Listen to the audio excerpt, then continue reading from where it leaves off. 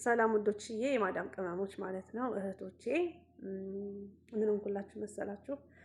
ብዙ ቲክቶክ አልሰራም እዚህ ቤት ማለት ነው፣ ምክንያቱም ሰዎቹ ደስተኛ ስላልሆኑ እና ግን በተለይ ደግሞ የአሰሪ ባለቤት ማለት ነው ምንም ነገር እንዳሰሪ ይሄ ቤት የኔ ቤት ነው ያንቺ ቤት አይደለም፣ ቃል በቃል እንደዚህ ያለኝ በእውነት ነው የምላችሁ። እና ለምን እንዳለኝ በእርግጥ አላውቅም። ያው ግን እኔ በድምጽ ነው ብዙ ጊዜ ቲክቶክ የምሰራው እና እናቱ ቤት ግን አንዲት ኢትዮጵያዊት አለች ማለት ነው። እሷም እህቴ ናት፣ የሀገሬ ልጅ ናት።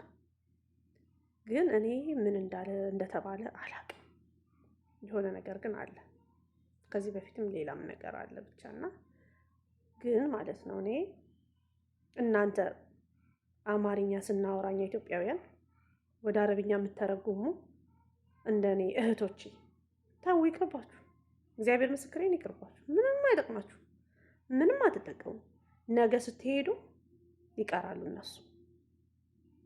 እኛ ለምንድን ነው ሀገራችን ላይ ሆነን ምቀኝነት፣ ሰው ሀገር ላይ መተን ምቀኝነት፣ ክፋት። እኔ ብሰራ ባልሰራም እኔ ምንም አልጠቀምበትም።